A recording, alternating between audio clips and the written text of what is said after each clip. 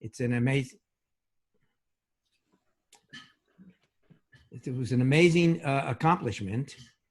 And we want to learn not only what their technology is and to meet these two young men and to understand their philosophy, their approach, their challenges of going from a great work at the PhD level in academia to the real world, creating a technology company that's having an impact and providing services and great technology at the same time.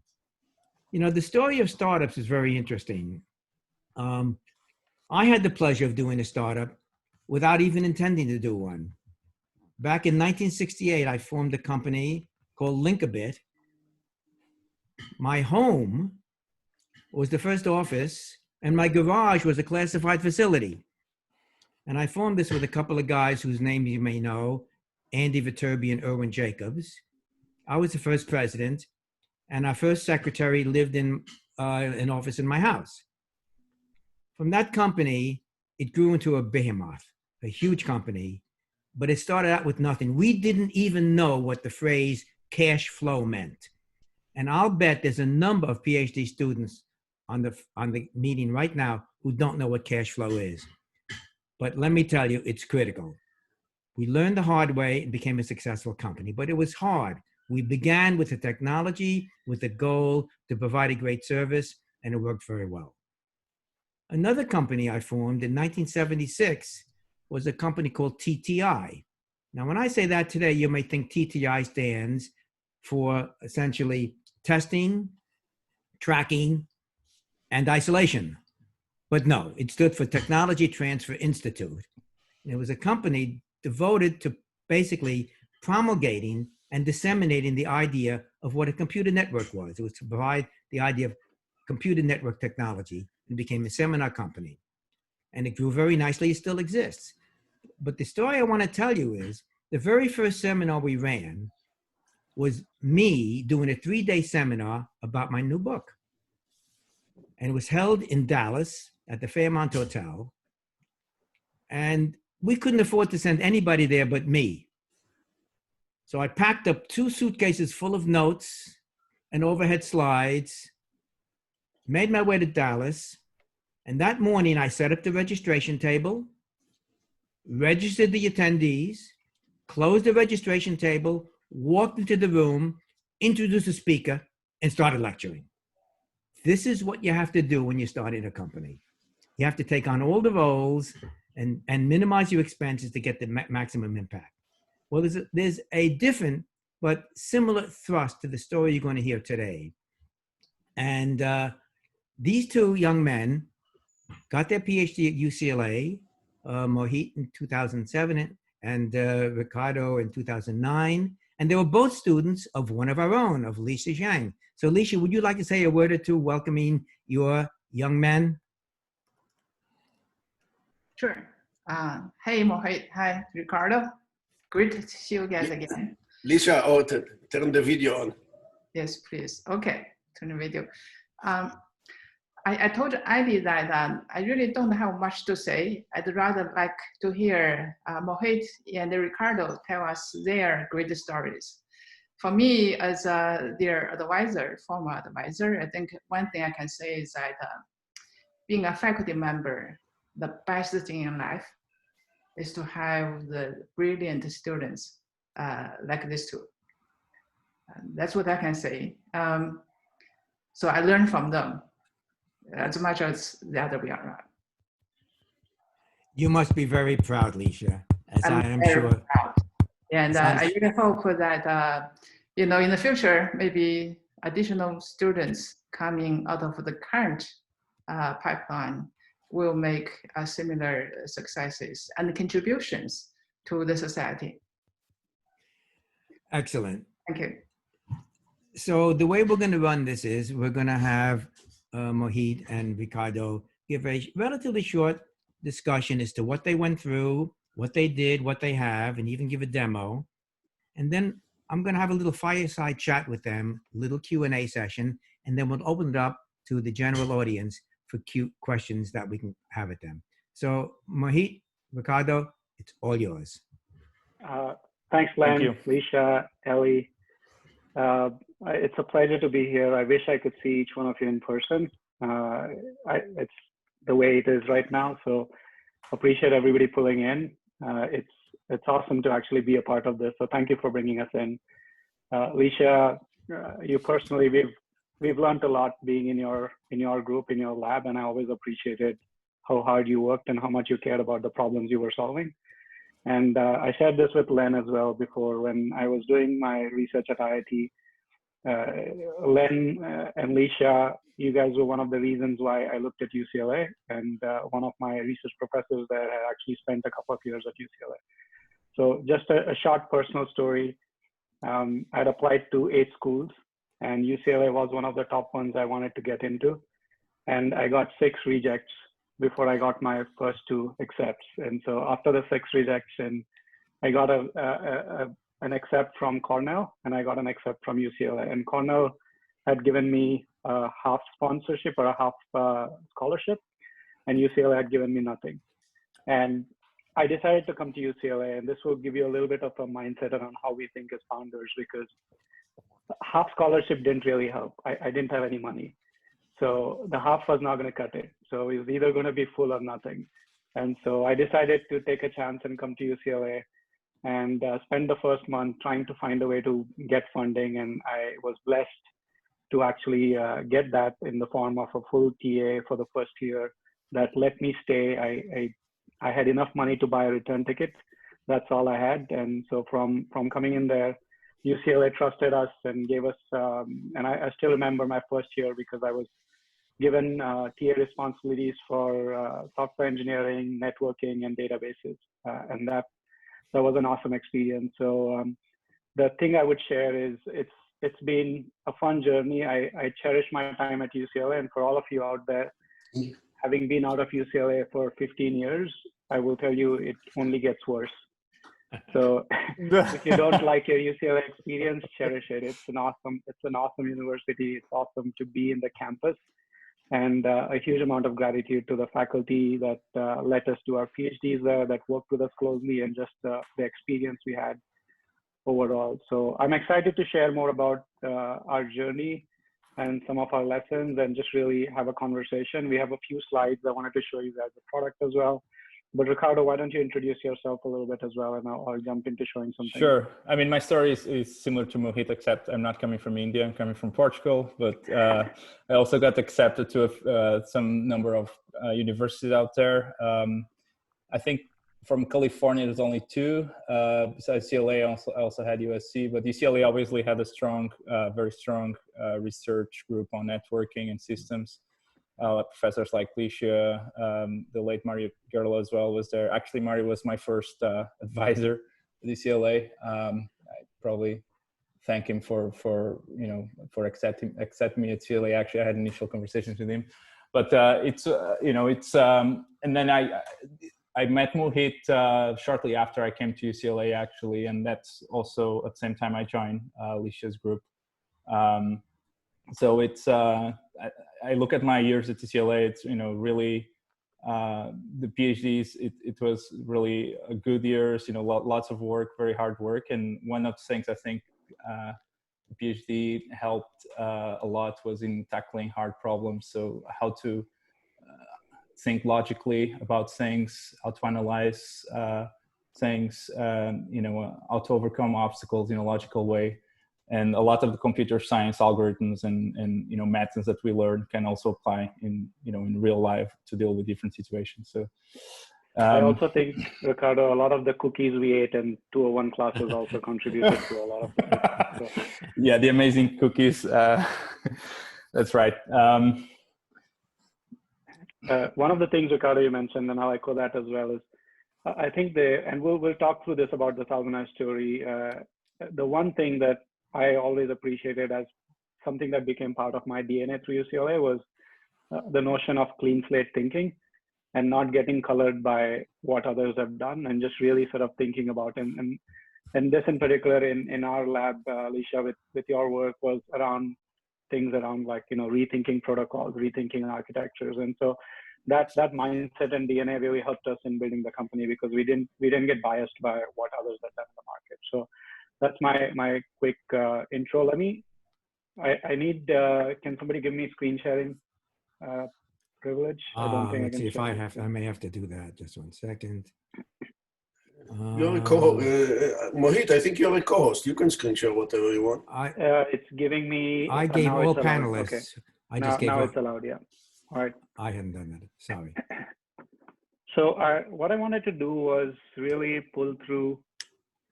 I run an orientation with Ricardo for new employees that join Thousand Eyes, and that's a good sort of set of slides. We can use a subset of that to just introduce Thousand Eyes, and really want to use most of this time to do more of a fireside chat. And Len, thanks for agreeing to be the host here on that. So Sure. the first thing I wanted to introduce is this notion of why this slide says "Welcome Superheroes." And when we started the company, we wanted to build a fun culture. But one thing we realized is that every employee we were hiring was very unique. And this is your first few employees. And it's almost there that these people that we were looking for were these sort of people with hidden talents that power had not been unleashed. And we were bringing them in and creating this platform where we could give them the ability to really unleash their power. So we started this culture of superheroes, and every employee that came in got an alter ego. So if you ever come to our office, you will find that the office themes are built around superhero homes. You'll have every employee's desk seeing an alter ego, like, whether it's Iron Man or whether it's Ant-Man. They will have an actual action figure that is provided by the company in their internal Slacks. They have all of that. So that's the notion of superheroes. But I did want to start off by just showing you guys what we looked like when we were at UCLA. So those pictures are taken from our UCLA days. You can see what a startup does to you when you run a company. It makes you look very different. But Ricardo and I met at UCLA. We were in the same lab, and our whole thesis at UCLA was around making the internet better, understanding some of the ways the internet works, and this belief that we had that the internet is going to be really important for how we live our lives. So we were really fascinated by researching on that and making better. And UCLA is the birthplace of the internet. So what better place could we be at to do this research? And so we spent a good bit of years doing that. And there's a really fun story on how the company got started. And I'll share this because it will give you some perspective on some of the events that you may go through in the future and what it means. So I think in the last 2.5 to 3 years, Ricardo, you can jump in, of my PhD. Mm-hmm. Ricardo started pestering me that let's build a company. And I actually wanted to do a different track at that point. I wanted to become a professor because I enjoyed the notion of I want to work on my own problems. And so I tried to do that route. I actually kept rejecting Ricardo's request and did a postdoc for a year. And then after you play that hard postdoc, to get. You play hard to get. Yeah, you can. Well, it's genuine. And after the postdoc, I decided to join a startup which was in our field called Packet Design. And the startup had been recruiting me for a period of time. But 2 months into the startup, this was, I would say, August 2008, 2 months in my first real job, the economy started to tank. And I was called into an office and told me that I was told that I was going to be laid off, along with 25% of the engineering team in the company. And that was the moment where I remember walking out of the office and calling Ricardo and telling him that, hey, this company that you've been telling me to do, let's freaking do it, because I don't have a job now and I'm tired of this shit. So let's just do it. And to me, that was a pivotal moment for us to come together and start to think about how do we build something. And from there, when I worked at Nokia for a year, right after that, as Ricardo and I were starting to think about what do we actually work on. When I went to Nokia, I realized that on the buying side of people who are selling software to you or selling network management or whatnot, everybody that was selling us a product at Nokia was showing us our view of our own data center. Nobody went beyond that. And so when Ricardo and I got together and said, hey, we've done a lot of research on the internet, and we really believe that the internet is going to be the most important component of user experience, but nobody really has built a product to understand the internet. And so we said, why not just try to do that and build a product that leverages some of our background and helps people look at the internet like it's your network. So that's what we started with. And this is really our vision, right? It's help people see and understand internet, cloud, SaaS, like it's your own environment. But when we decided to start the company and we started knocking on venture investors to give us some money, we got some really interesting reactions with people telling us like, why would somebody, why would somebody pay to be looking at the internet? Like it's not their network. So we didn't actually get funding. And so the route we took was to take this Small Business Innovation Research Grant, SBIR, which is an NSF grant, which gives you a very small amount of money. And every time I meet a customer or a prospect, I tell this story and I tell them that this is taxpayer money. So you've effectively funded the company with your taxpayer dollar 2009 and 8. And it makes a fun moment for us to bond over that. But with that money, we had no choice but to build a product and sell it. And I want to echo what Len said, what Professor Kleinrock said a few minutes earlier as well. Sometimes not having money is a good thing. And I genuinely believe that because we didn't raise a $5 million Series A, we actually did all the things that made us what we are today. With that money that would have come to us before we were ready, before we had identified the market, before we had tested the product, could have resulted in a company that didn't go anywhere. So with very little money, all we had to do was focus on building a product and selling. And we were down to like $5,000 or less in the bank when we signed up Verisign as our first customer. Ricardo and I sold that deal personally without, we didn't have any sales. And we got $140,000 from them. So if you and Mohit, just to remind folks, this was 2009, so this was when the market was hitting rock bottom because of the subprime crisis, right? So Sequoia had those infamous slides about the end of the world. They were not finding any companies. So really grim times. And NSF was really, I think in hindsight, really a great option for us. And obviously there's, once you get into NSF, SBIRs, there's a lot of bureaucracy, and I need to give kudos to Mohit for his infinite patience of dealing with vast amounts of paperwork that needs to get done to get these grants. But, they paid off at the end of the day. Yeah, and a lot of our research was funded by NSF and DoD, right? So we are familiar with NSF as an organization. Most startup founders are not. And so that gave us a bit of an advantage. So that was the early journey and how we got started. And we literally had to be really scrappy about everything. So one of the things we had to do was build our own data center to host the service that we were providing to our customers. And we ended up building this by literally picking up servers that are being recycled or trashed because companies were shutting down. So Ricardo and I would drive our car together and pick up servers from all these like offices that were going out of business and put it in the trunk and build. And so we had some really, really fun days, very scrappy early days. Fast forward to today, just to give you a sense of where we are. Right as of now, we have about 400 employees. We're headquartered in San Francisco and offices in various cities. 550-ish customers with a lot of Fortune 500s, a lot of Global 2000s, like some amazing, amazing brands. Almost all the major banks that you can think of, Wells Fargo, Bank of America, JP Morgan, they're all ThousandEyes customers. And ThousandEyes is the only thing that helps them understand why a user in New York might be having a problem accessing bankofamerica.com because of the internet. That's what they have. So if you walk into their NOCs, their network operations centers, they have ThousandEyes screens everywhere. And that feels really great when you have these big brands like Twitter. Twitter is a big customer of ours. And they use ThousandEyes extensively to understand not just what the internet is doing to Twitter, but also when people are blocking Twitter for political reasons, like trying to hijack Twitter and all that. So these are the kinds of brands we are fortunate to work with, and our journey has been amazing. And then as Professor Kleinrock mentioned, this just happened recently. Now we as founders have been warned by about 500 lawyers from Cisco that were not to disclose or talk about the acquisition price.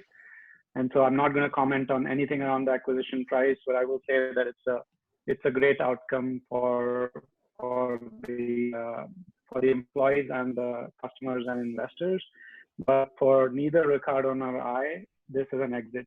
The reason we have decided to be bought by Cisco is because Cisco has essentially brought us as a new business unit and is giving us the ability to continue to grow and build this at much bigger scale than we ever have.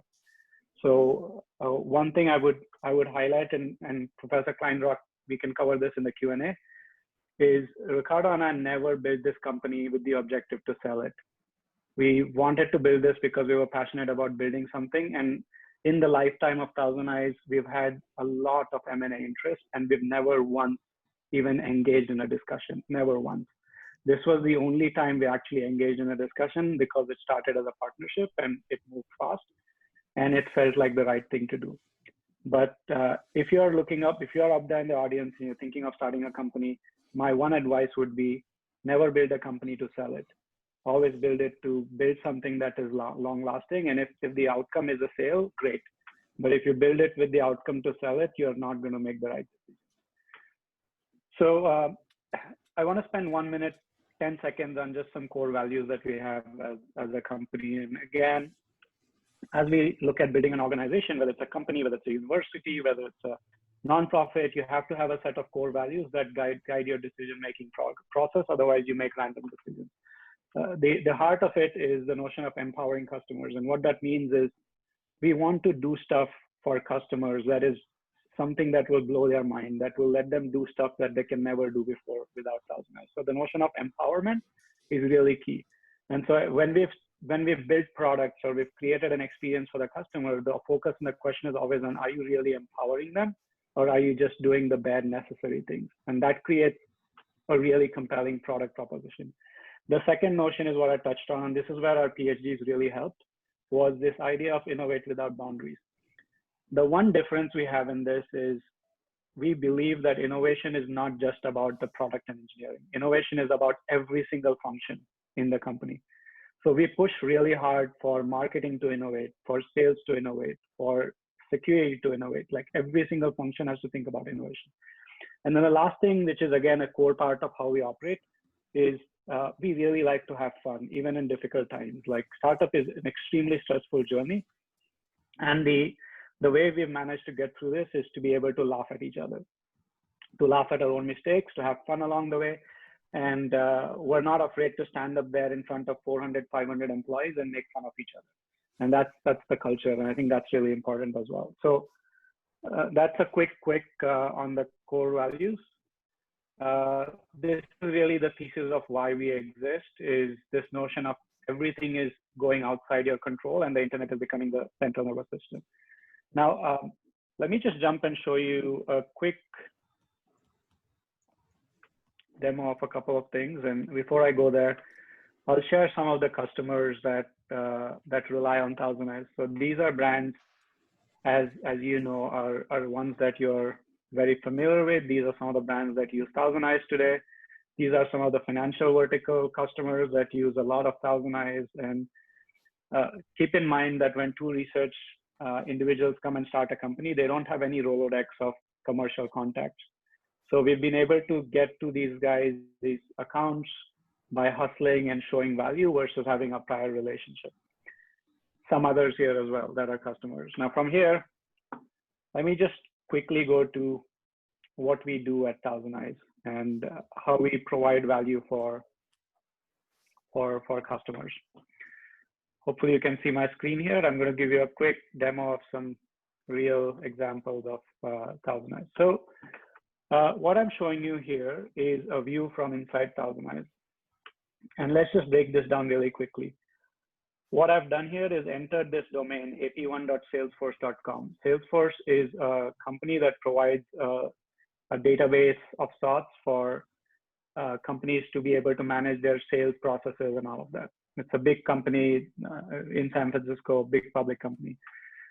And what you're seeing in the world map is a set of locations that Thousand Eyes has. Now, Thousand Eyes has built a very comprehensive set of data collection points that essentially simulate end users and create a workflow so we can understand user experience. And on the left here, what you're seeing is different layers of performance. So web layer, network layer, routing layer, and all of these together. And so what we are showing Salesforce in this particular view is that there are some parts of the world. So if I go back in time, everything is green. if I look here, there are parts of the world where Salesforce is not reachable. So if you're Salesforce, you typically know what's going on in your data center, but you don't know what's between your data center and your end users. That's a black box for you. So if your customers are not being able to access Salesforce, then you're making them unhappy, you're losing revenue, all of that stuff. So Thousand Eyes is the way they understand if Salesforce is reachable from the rest of the world and what is going on. So first thing we tell them is, hey, there's an outage and there are a few portions of the world that cannot reach you. And then we show them that specifically there's an issue connecting to your service, some receiving data, but let's not go into that in this view. We also have other things like response time and all that I'm not going to go into. But from the server view, you can now go into the network view. So the question we want to ask is the network responsible for this outage? When we go to the network view, we're looking at the same points of presence, and we're looking at pure network metrics like loss, latency, and jitter, and we see there's a spike in packet loss, which is an inverse correlation of the application. So if you look at the dips in applications, they are correlated with the spike in packet loss, which means that the network is actually doing something wrong, which is causing this user experience. From there, we want to understand where in the network there are issues. So I'm going to go down into the path visualization, which breaks this down for me. And real simple, if I go to before the outage to just tell you what good looks like, what I've done here is for Salesforce, I've immediately shown the left-hand side is the Thousand Eyes location that is proxying a Salesforce user. On the right-hand side, what I find is Salesforce is being served out of 2 IP addresses. That's the first one, and that's the second one.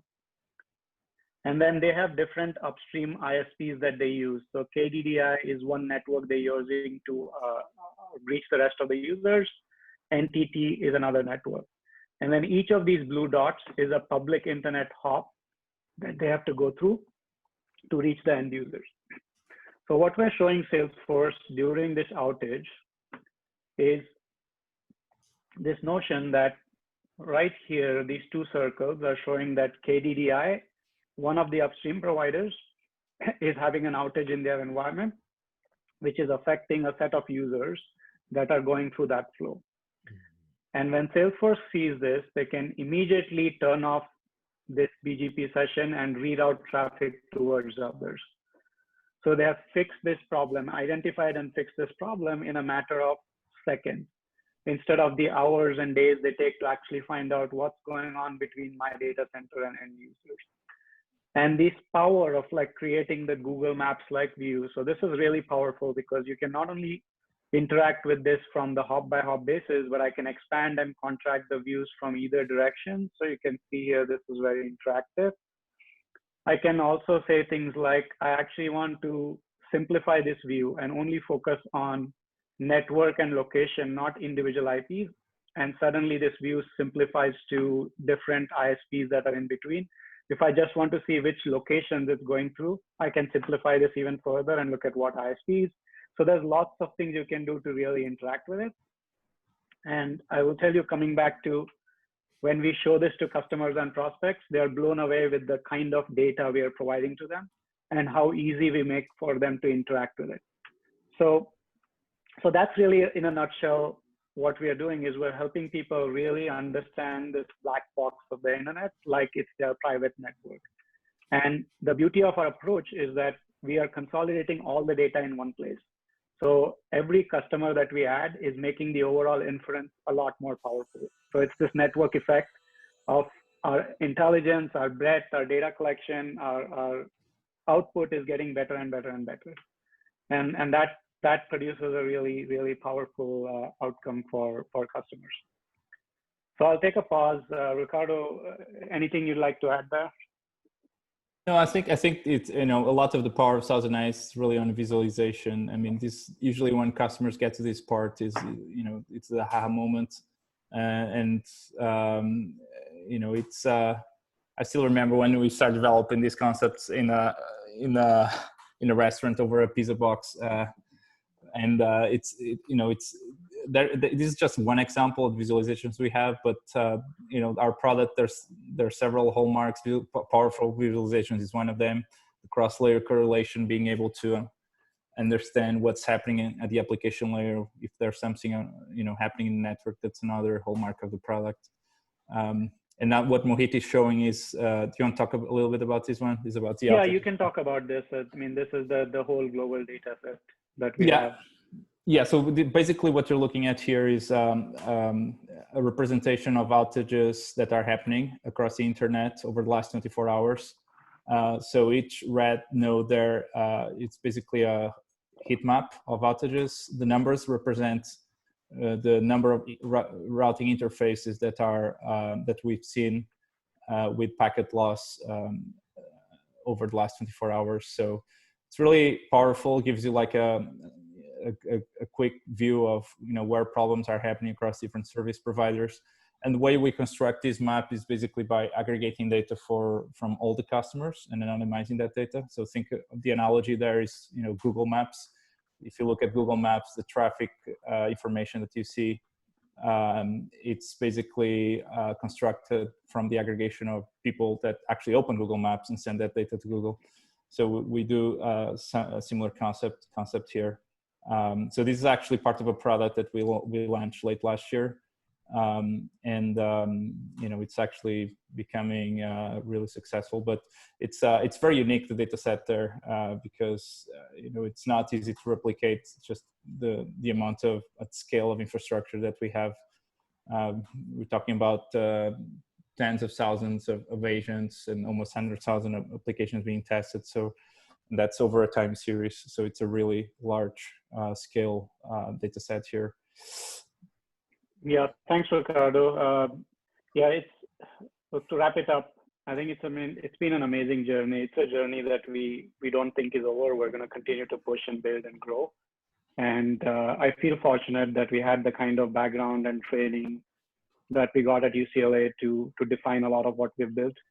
And I just want to encourage everybody in the audience to realize how fortunate you are to be in an awesome place, a great school, and chase your dreams the way you want to chase it, whether it's working for a company or building your own thing, and just make sure you're doing it for the right reasons. Like the only thing I would keep telling people is work where you can relate to what the mission is. And our objective has always been about simplifying the internet, making it easy to understand. And we've always challenged people coming into Thousand Eyes that work here if you really care about the internet. If you don't care about the internet, this is not the right place for you, because that's what we care about, and that's kind of what is going to be the focus of what our work is going to be. So excited to be seeing this outcome as well. And one thing I'll share, as last week I delivered the news. This last few months have been extremely difficult in many ways with the pandemic hitting. As you can imagine, it causes a lot of stress to employees. We stood up in front of the employees within the first week and told everybody that we're not doing layoffs. We are going to continue to invest and we're going to continue to grow. And that was because the foundations of Thousand Eyes have always been built with a notion of being long-term. I've seen a lot of startups around us that try to be something they are not. They try to grow faster than they can. They try to focus on things like valuation versus focusing on values. And they have to go through really rough layoffs when their fundamentals are not strong. So the thing I'm most proud about for Thousand Eyes is not that Cisco is buying us. It's that we feel like we've created something that is built on strong foundations and has just created a really awesome experience for both the customers that are huge fans of Thousand Eyes, as well as our employees. And that's something that really makes our day and gets us to wake up in the morning and work hard on it. So Professor Kleinrock, I'd turn it over to you, I guess, with that for a Q&A. Well, that was an excellent presentation, of course, and I very much enjoyed it. I am impressed in a variety of dimensions, but as I mentioned to you earlier, it's usually the case that founders are not the people who are prepared to carry the company into the stage you have, that they tend to be bad CEOs. They have the wrong view. But you've been able to bring in the systems view and the strategy and the goal, along with the technical expertise. And for that, I applaud you. I especially liked your company views of empowering customers. It had the same motivation as we did in those early days of the ARPA golden era, where they were picking people who were great researchers and empowering them with lots of money without much control. That goes to your second move of innovation and basically without boundaries. We would go to students like you were back then and say, look, here's a pile of money, go do something important. Here's a problem, go solve it. And we're not going to tell you how to do it. We would empower you so you could open it up. You're doing the same thing with your customers and with your employees, which is excellent. And last, the integrity, which is your third component. Basically, the early ARPANET was designed with the notion of trust, openness, sharing. We didn't have much humor. We were very busy, but we had a lot of fun. And I'm impressed that those same three key elements have basically formed the basis of your overall culture. And as you've said, I'm going to say again for you, culture is key in putting together a successful organization. And the motivations and the drives and the rewards have to be aligned with that. But getting to a particular question now, you made it sound easy. Yes, you had to scrape and maybe starve and live in a co-op or whatever. But what were the hard parts along this, quote, easy path? Were there naysayers? Were there stumbling blocks? You were down to so many $1,000, $5,000. Give us the hard part of the story. Yeah, so I have one story, and Ricardo and I, we had a lot of fun parts. And they're looking back 10 years later, they all sound funnier than they did at that time. Which one are you going to tell? So one was, and Lisha, you actually know this individual, but I won't name this person. We decided to pitch Thousand Eyes in the very early concept days. This was after we had quit our jobs, to somebody who was at Google. And we looked at this person as an expert in the industry. So we met at the Starbucks in front of Google in Mountain View, and we pitched the concept of what we were working on. And we were told 10 minutes later that you guys are stupid. You have no idea what you're doing. This is a waste of time. Like, go back and get a real job, and all kinds of like really brutal feedback. It was like, it felt really bad. And I remember walking out of that meeting and talking with Ricardo about like, why are we doing this? Like, if this is the response that we're going to get. And that was a really hard one to get past. Fast forward to, I'll share another story. This same person, I was then 2 years, 3 years later, able to get another meeting with this person where he sponsored us into a team meeting for his team to look at Thousand Eyes at Microsoft. And that meeting went pretty well, and the team loved what they saw. And what I heard was he was one of the strongest proponent of Thousand Eyes internally within the organization. And, you know, I kept in touch with this person, this individual, and I kept like every year telling this person like, hey, let me come back and show you what we've done. Like, I didn't want to take we're not good enough as an answer. And eventually, like 3 years later, when we showed this, he responded really well and brought us in and became a big sponsor, right? And one of the investors in one of the investment round called this individual for back channel on Thousand Eyes because it's a small world and everybody knows everybody. And he came and told me that I have sold this individual so much Cisco stuff. This is an investor who was at Cisco before.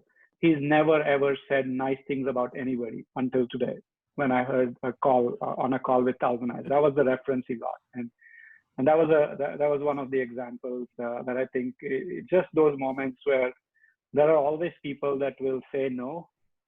And, you know, sometimes they're right. Sometimes you may not be working on the right thing, or your market may not be big enough. And what you have to come back to the fundamentals of, we kept coming back to, do we really feel the internet is not going to be important?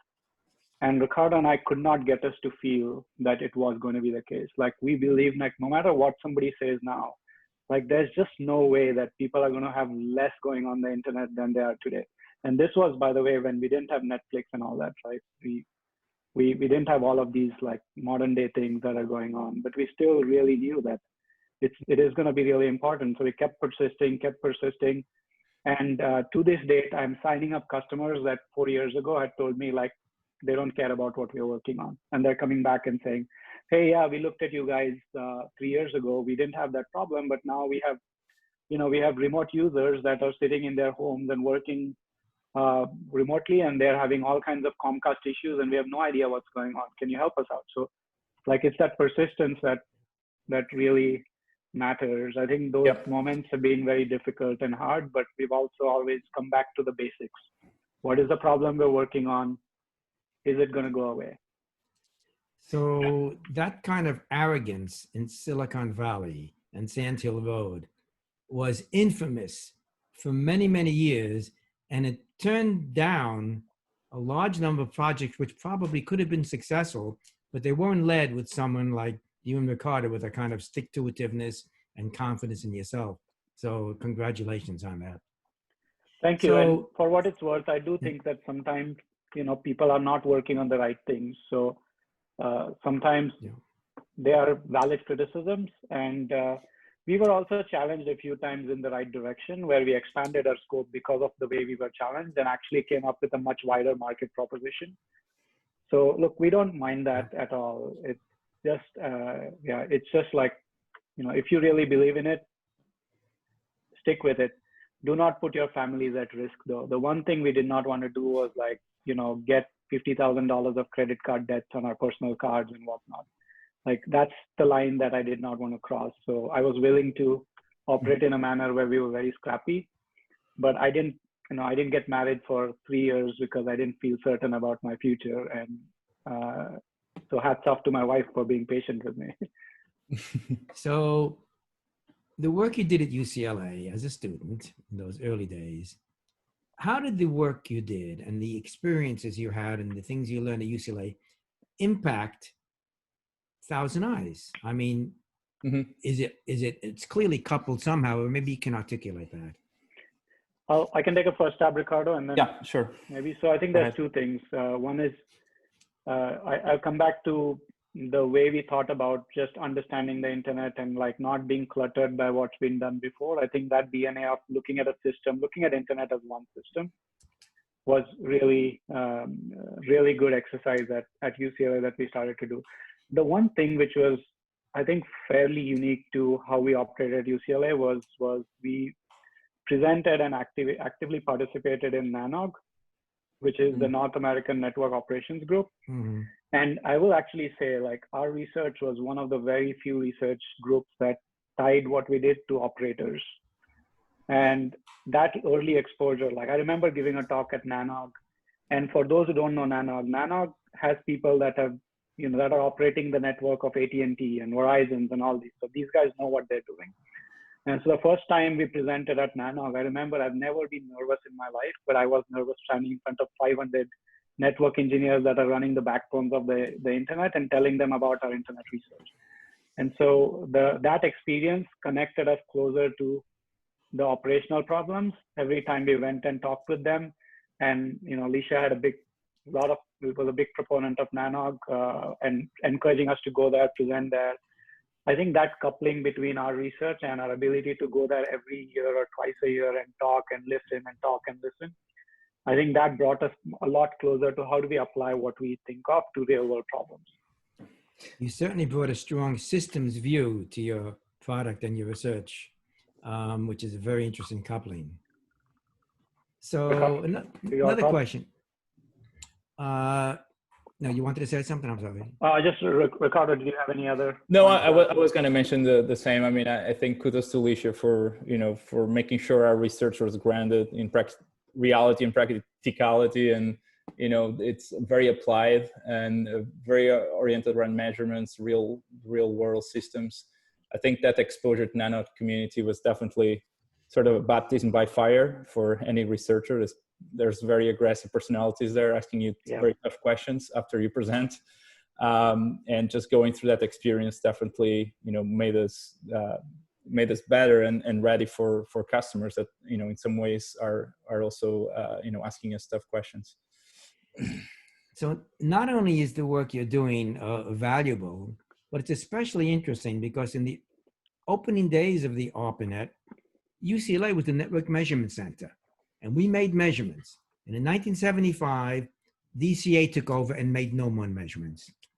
And for many years, nobody was measuring the behavior of the internet. You come along and you find a system with a huge legacy. You're constrained with what you can measure, what you can do, how you can change it. We had the pleasure of having no legacy. We could do anything we wanted. We could run experiments. But the fact that you've brought back a healthy understanding that measurement is key to performance and to evaluate performance is great. So I wonder, having done all these measurements and this evaluation, what are the major sources of network failures and degradations that you've been finding? Yeah, that's a good question. So I think there's really different types of failures. I mean, there's obviously, things like routing failures, like BGP routing hijacks and, fat finger errors. It's actually surprising that I think most of the BGP, issues, and when there's a BGP issue, by the way, that means there's a routing issue. It's almost like someone is, curving the 405 there to go east-west instead of north-south. Or your packets land in completely different place than what originally was targeted for. So whenever there's a problem like that, the impact is really big, right? But from what I've seen recently, actually, most of those cases are just non-planned, just fat finger errors or operators. They're not malicious, right? Not malicious. That's usually important. Not malicious. So you think the failures come by accident and poor design as opposed to malicious actions? From the incidents we've seen recently, most of them are obviously they're still malicious, events. But the ones that appear in the news, more recently, like the Google hijack recently from caused by a Chinese ISP, for example, that was also caused by an operator fat finger mistake, and there's a lot of other examples. So that's one class of sort of events that happen. Those are really high impact. The other ones, I mean, obviously the fiber cut events are also very high impact events. Especially the underwater cable cuts. I don't believe there've been a lot of them, but every time there's one of those events, there's, those cables, they carry a lot of traffic to multiple ISPs. So it's definitely a big impact there. And then you see, the smaller scale events, typically more scope within a backbone of a particular ISP, or a particular data center. In some cases, also there's some more outages related to application at the application layer, so not so much on infrastructure layer.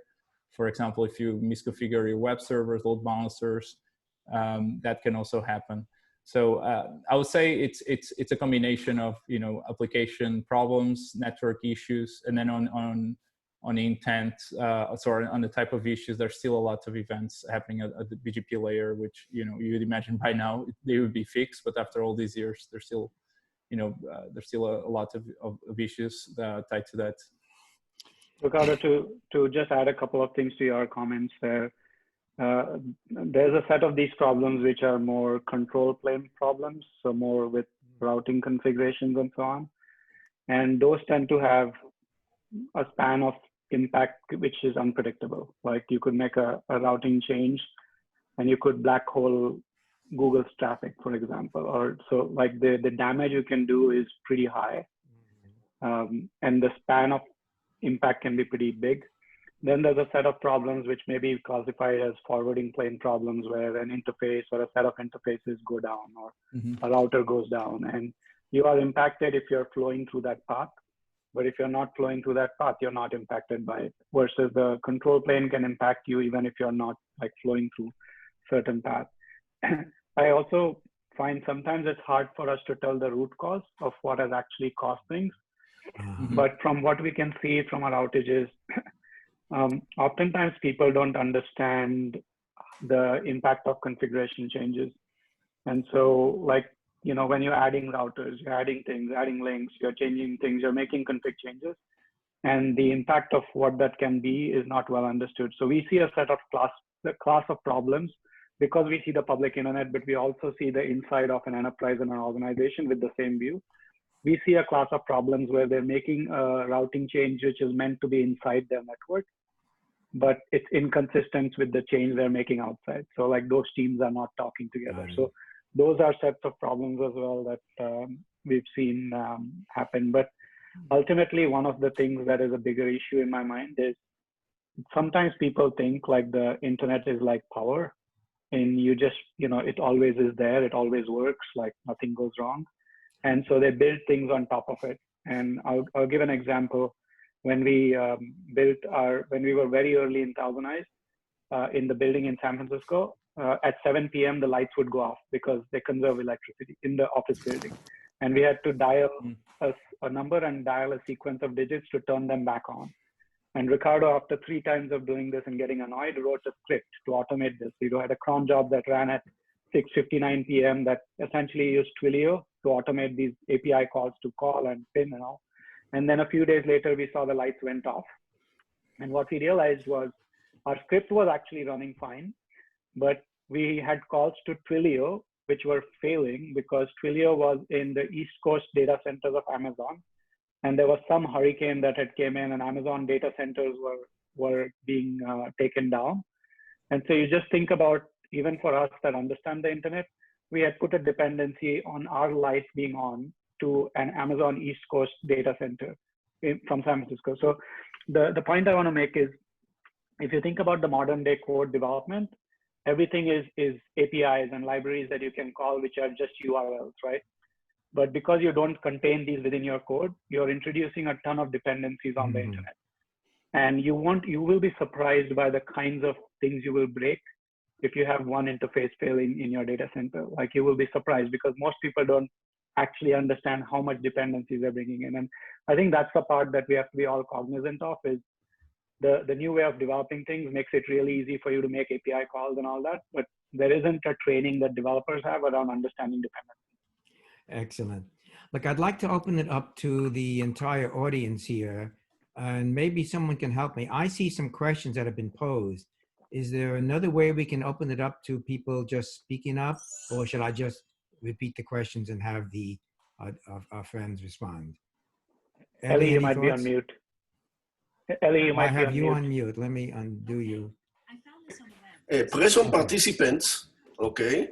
You'll get 2 lists, panelists and participants, okay? Okay. Then you see a question, you see the name.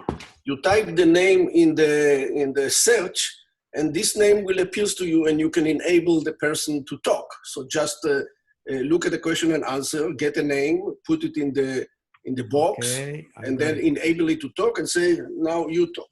I would be fine if I could find the box you're talking about.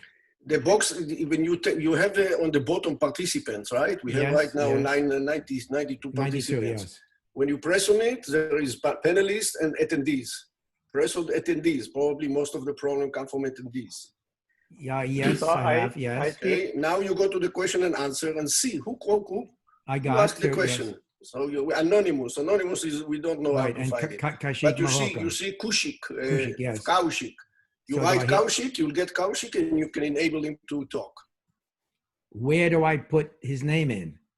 There is a box under the attendees. There is a box, search, and you put the name in the search. Good luck.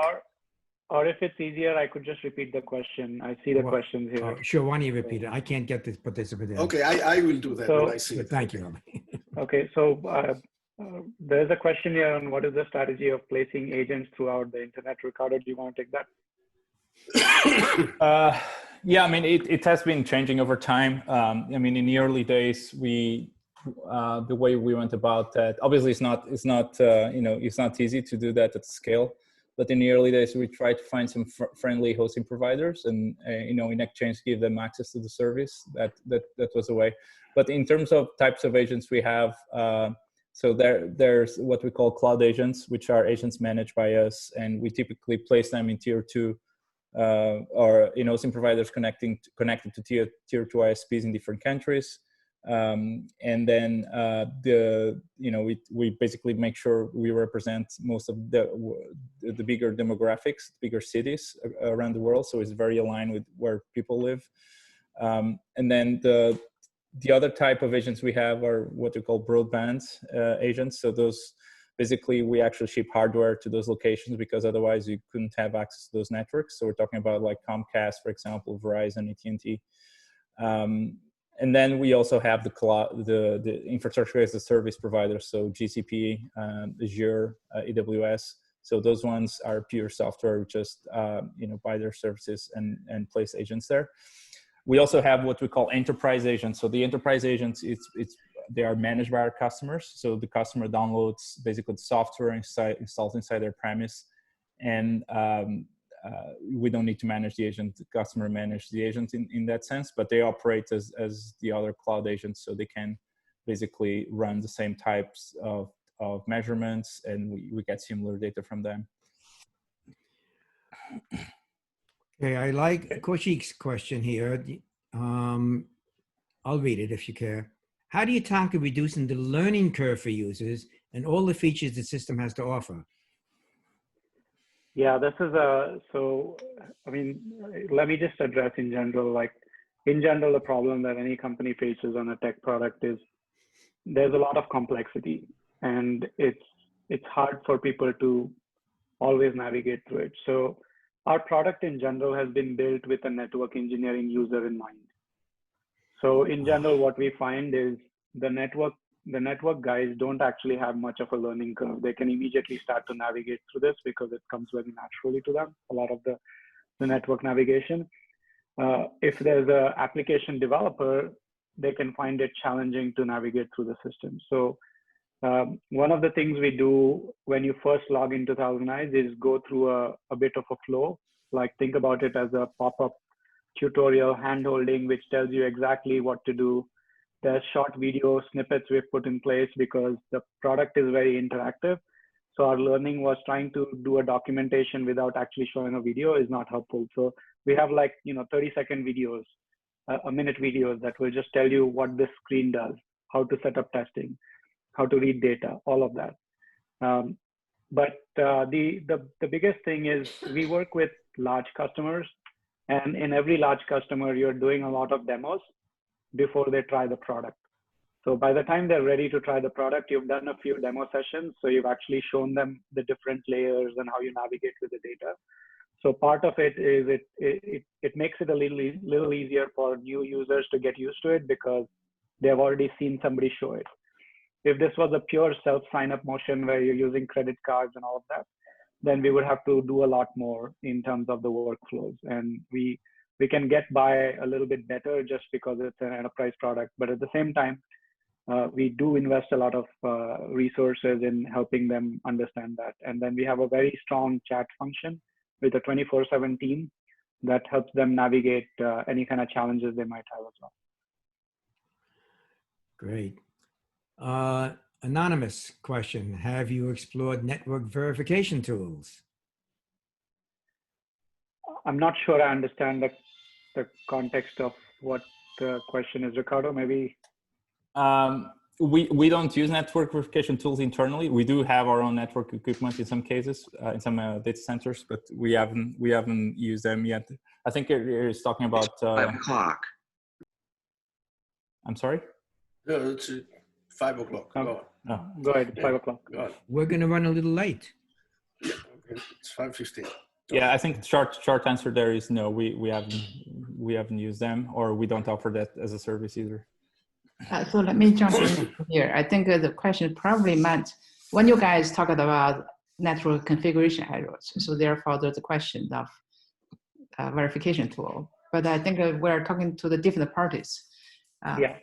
It is the client who need to do the verification tool so that make less errors. Not so all our customers will have some network verification product. They will be using their own network verification, homegrown, or will have a commercial product. That is correct. Here's a lovely question. What was the most difficult class you took at UCLA? And be careful, faculty are listening. Can I go first? I think it was Ellie Gaffney class.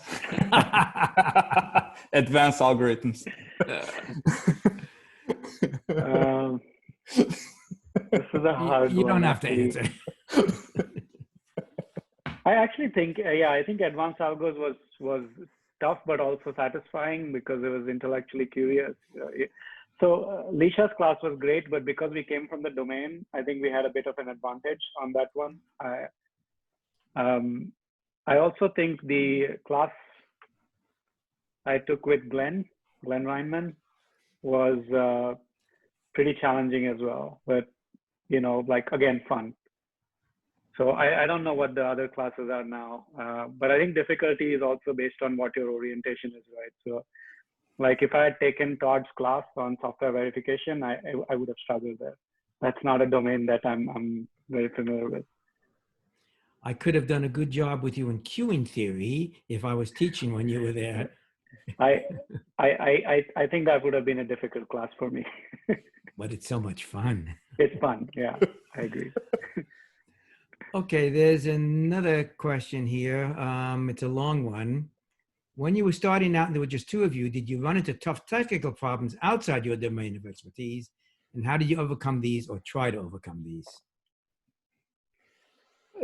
I think the short answer of this, there were tons of technical things that we had to learn, right? Like, Ricardo, you've been at the heart of this as well, but all the way from the software architectures that we had to build to databases to how to scale like the data, how to run queries without slowing systems down. I mean, God knows how many, even the way we built our data center, the way we architected the stack at the back end, like all of these things were not things we had trained for or taken classes for. I think it's just things we learn along the way and solved by discussing, researching. So Ricardo, anything specific you remember that you want to call out here?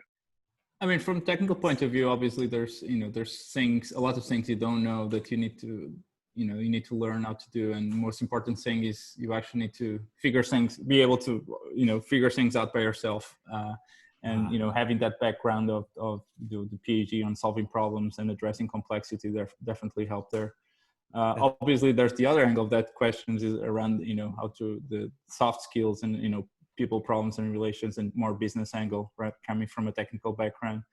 Now you need to be able to solve business problems. So that's a whole different ballgame. Is there a site like Stack Overflow or so on that was your go-to resource, Ricardo?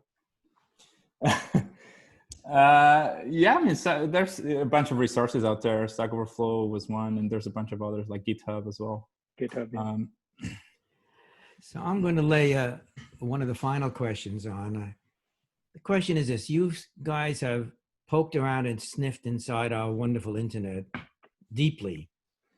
My question is, if you could, are there any major architectural changes you would have hoped were there that do not now exist and may be hard to implement or not? I mean, do you have an insight, an aha? Wait, do you want to go first? Or do you want I will let the CTO answer that because it's a technical question. I mean, there's the obvious one with IPv6. Instead of building in 32 bits, like let's start with 128 off the bat. That problem. That's one. But even around the BGP, for example, BGP was not designed with security in mind, so there's a lot of holes there, and right.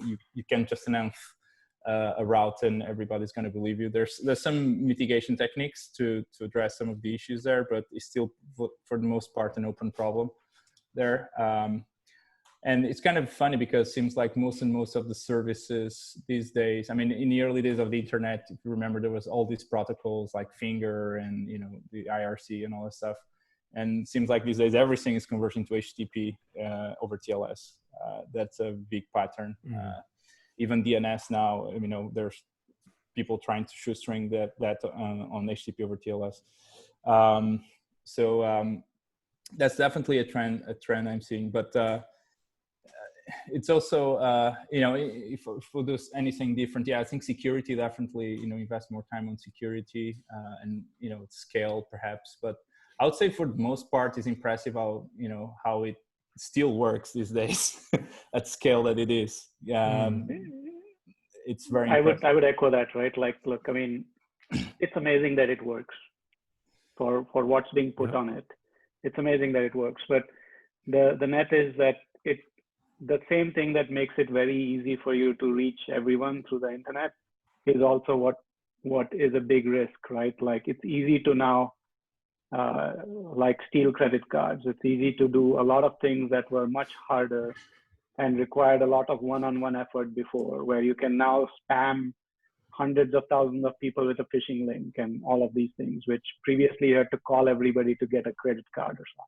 So I do think like it's opening up attack vectors at scale that just weren't imagined. And so I think in general, the theme of securing the internet to make it as secure as possible and taking that as a first principles approach is what I would think is needed. But again, it is the challenge at the same time is it's not as broken as it would be to redesign the whole thing. So people are going to continue to pile on it.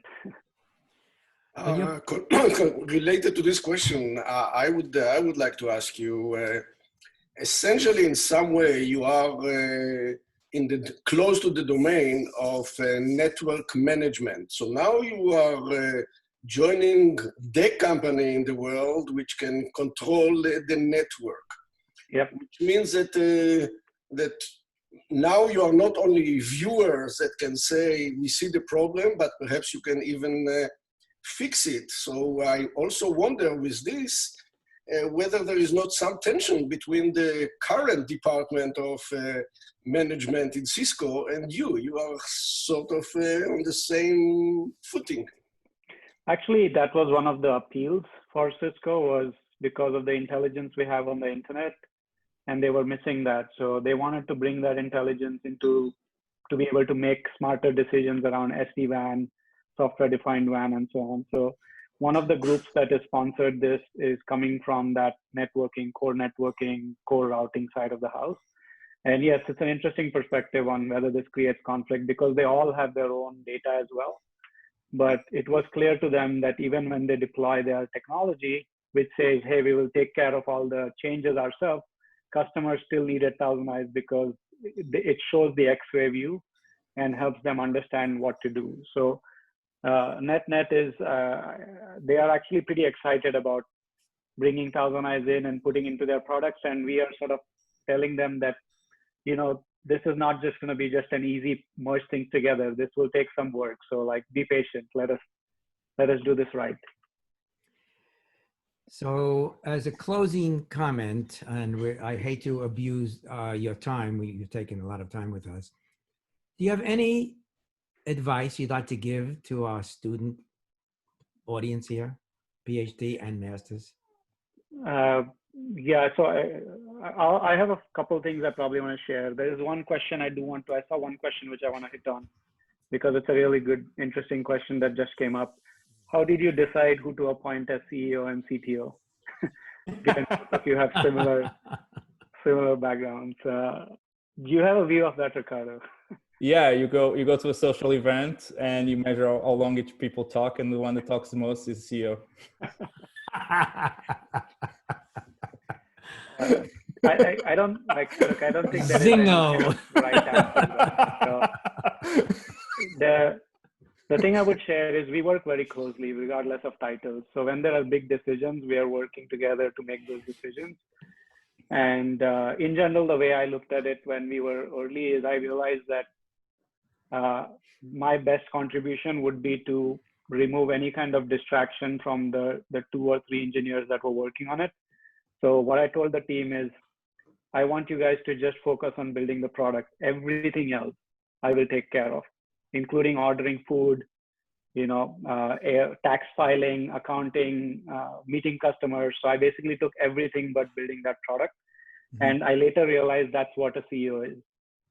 And that's what I'd signed up for. So I think it was sort of a natural division of duties. I don't think either of us cared about the title or like having the responsibility or anything. And till today, Ricardo has not let me do a performance review for him, even though he reports to me. That's right. But yeah, the CEO is almost the default route, right? All the packets land in you. Yeah, You it's need the to be default able route. to deal with all the problems. That nobody- Ricardo, why don't you share like any kind of tips you have for the audience while we close, and I'll think about a couple of things I want to share as well. Yeah, so it depends if you're thinking of doing a startup or not. Not everybody it fits into their life plan to go through this life of an entrepreneur. It's not an easy one. But if you do plan to do a startup, definitely, first of all, if you have the option of doing someone else, I'll strongly recommend that. It's not it's hard enough to do it with other person. By yourself is even harder. So try to find someone else that you can pair with and complement you and be there for the lowdowns. So and kind of share you up as well in a way. So that's very important. And the other one is pick up a problem or an area you feel very passionate about and that you would like to work at least for the next five years, instead of a very small problem that all of a sudden you got and is more like a fate than anything else. So that's another one. And yeah, I mean, like I mentioned, I mean, this is not for everybody, right? It's tough. It's very hard to go through this journey, especially in the early days. It's just a lot of work and energy, and you just need to be prepared for it. Yeah, Ricardo, that's great. I'll just add that, the one thing I've always learned is be grateful for what you have and where you are. Like, you're in an awesome university. You will realize the importance of that when you come out, as much, maybe much more after you are actually out in the world and working and all that. So be grateful for what you have, make the most of it. In terms of just generally chasing your dreams, make sure you're working on things you care about, whether it's doing a job or starting a company. Don't take an offer because it's the highest paid offer. It may not keep you happy. And like I really think like that is an important part of how you should operate, is do things that make you happy and that you care about, because you want to wake up in the morning and want to make a difference, whether it's working as a software engineer or whether it's starting a company. If you decide to start the company, it is really important you do it for the right reasons, because it's unfair for the employees and it's unfair for the customers. So if you want to start a company, commit to doing that for a long period of time, and not like putting a window of I want to do something for 3 years, because the person you're going to hire in that second year, it's unfair for that person to be hired when you are deciding to quit the next year, right? So commit to something, give it time. Good things take time. And you have to have a lot of patience to see things through. And then finally, just enjoy your journey, no matter what it is, and have a lot of fun. I think that's final sentence is critically important advice. I couldn't agree with you more. So Mohit, Ricardo, thank you for your time, for the excellent discussion, and for your great success, which came out of UCLA. So we're very proud of you. We're very proud as well. Thank you. Thank you again. Thank And you look forward much. to seeing you all in person soon. Exactly. I'm going to end the meeting now. There's nothing else urgent from anybody. Peace.